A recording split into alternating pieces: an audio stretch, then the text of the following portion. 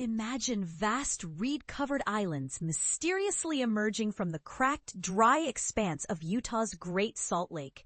It sounds like something out of a sci-fi novel, but this is happening right now, and it's raising more questions than answers.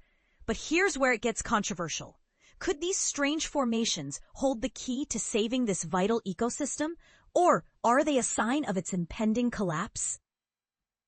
Scientists have finally uncovered the secret behind these living islands, and it's a story of hidden underground rivers, fragile ecosystems, and a race against time to understand it all before it's too late.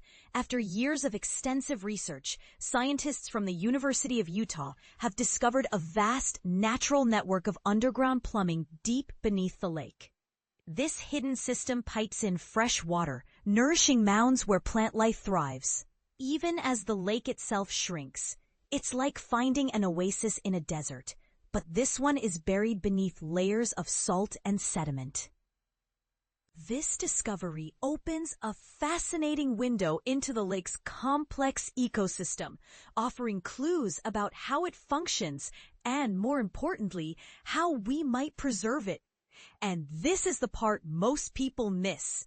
The Great Salt Lake isn't just a scenic wonder.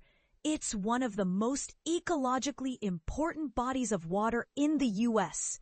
It's a haven for migratory birds, a hub for unique aquatic life, and a natural buffer against dust storms. Yet, since the 1980s, scientists have watched with growing concern as its water levels steadily decline.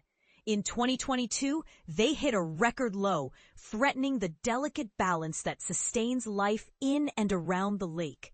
As the lake dries up, its salinity skyrockets, making it increasingly inhospitable for the organisms that call it home. But the consequences don't stop there. The exposed lakebed turns into a fine silt that, when stirred by the wind, this isn't just an environmental issue. It's a public health crisis in the making. Understanding where the lake's water comes from is crucial. While most of it originates from rainfall and surface runoff, the role of groundwater has been a mystery until now. Geologist Bill Johnson and his team have been using advanced tools like nested piezometers, seepage meters, and aerial electromagnetic surveys to map the lake's hidden water sources.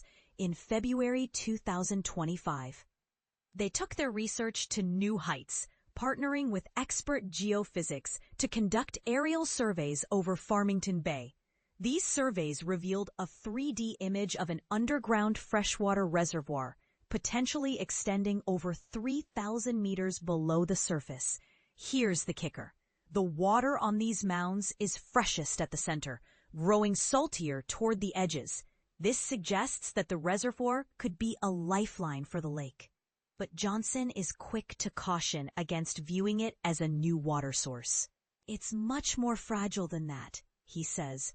We need to understand it better before we even think about tapping into it. Johnson's concern is well-founded. The reservoir is under pressure, both literally and metaphorically. While it could help mitigate dust generation from the exposed lakebed, exploiting it without careful study could have unintended consequences. The team presented their findings at the 2025 Goldschmidt conference, sparking a debate that's far from over. Now, here's where you come in. Should we prioritize preserving this underground reservoir as part of the lake's ecosystem, or is it worth exploring as a potential water resource for the region? Is it even possible to strike a balance between the two? Let us know your thoughts in the comments. This is a conversation that needs your voice.